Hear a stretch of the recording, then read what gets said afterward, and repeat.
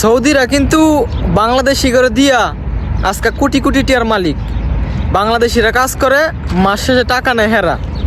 আপনার বাংলাদেশি করে বেতন সর্বোচ্চ 1500 রিয়াল, আর তারা মনে করেন 5000, 10,000, 20,000 রিয়াল তাদের স্যালারি। চুল কাটছি 15 রিয়াল দিতে হয়েছে।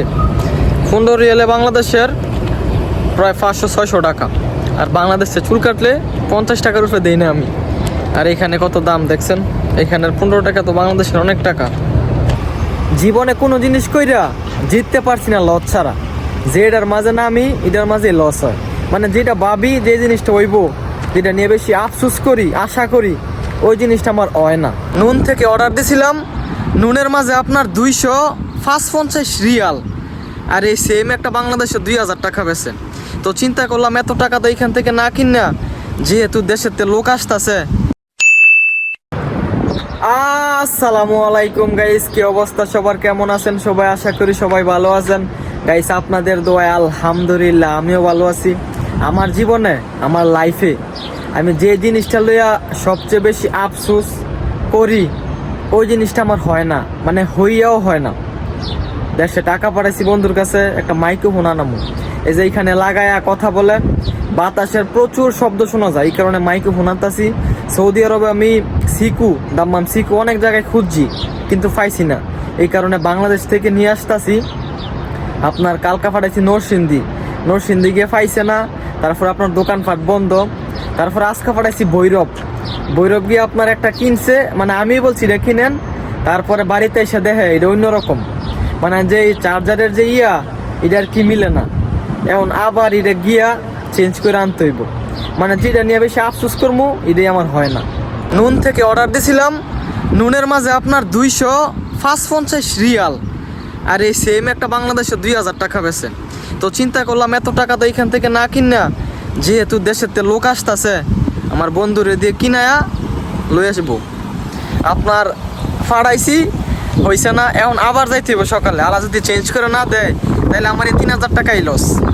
আবার টাকা ফাটাইতে হইব, তারপরে আবার গিয়ে নরসিংদী থেকে কিনতে হইব, যদি আর কি চেঞ্জ করে না দেয়।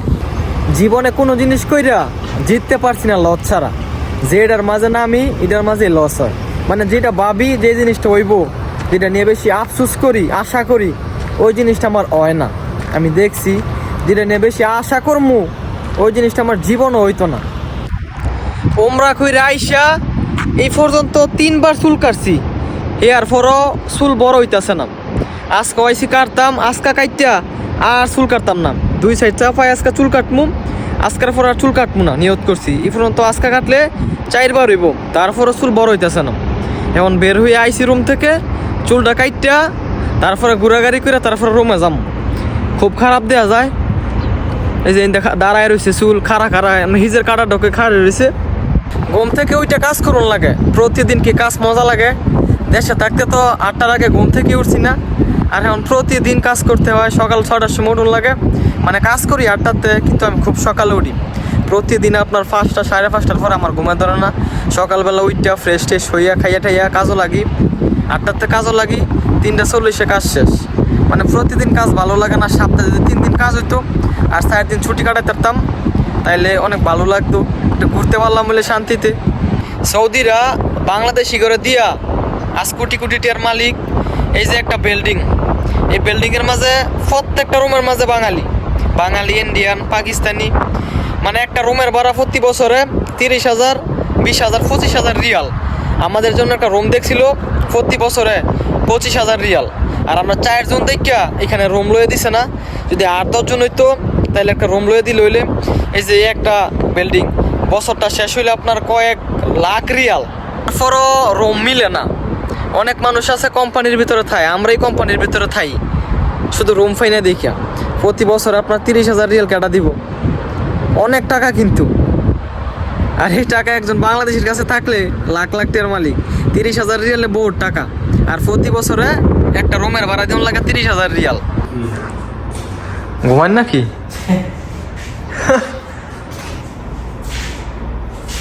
আমার সোনার ময়নার পাখি। চুল কি কাটন যাবো নাকি?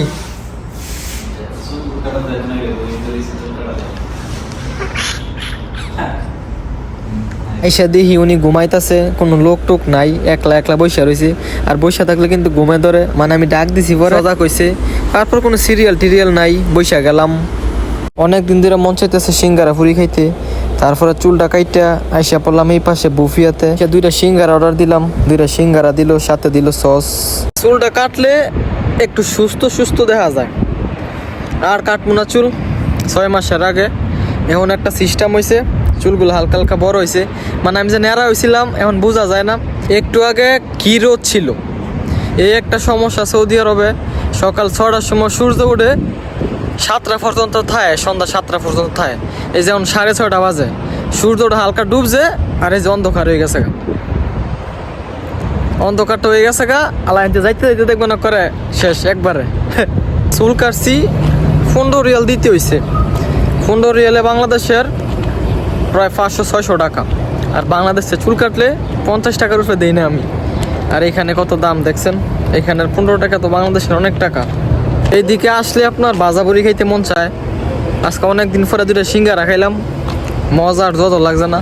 তারপরও মাঝে মাঝে ঠিকই খাওয়ান লাগে, কারণ আপনারা তো কষ্ট দেওয়া যায় না। নিয়ত করছি এইখান থেকে খামু না, তারপরও মাঝে মাঝে বেসরমের মতন ডুইকা তারপরে খাই। এগুলা খাইলে আপনার আর ভাত খাইতে পারি না। এই সিঙ্গারা পুরি খাইলে পেটের ভিতরে এত সমস্যা হয়, ভাত খাইতে আর রুচি হয় না।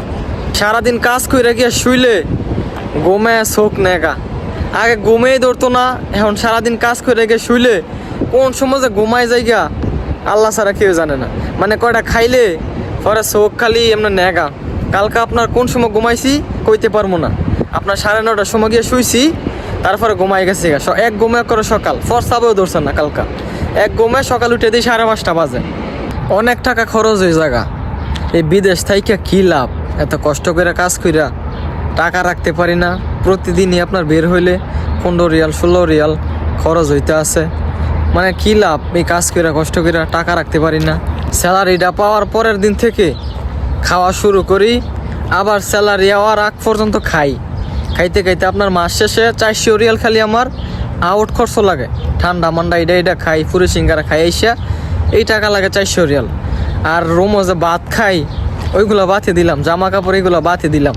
খালি রুম থেকে বের হয়ে বাকারাতে এসে ঠান্ডা মান্ডা প্রতি মাসে আপনার 400 রিয়াল জায়গা। এইটা কর কনফার্ম, বাস্তব, সত্যি কথা।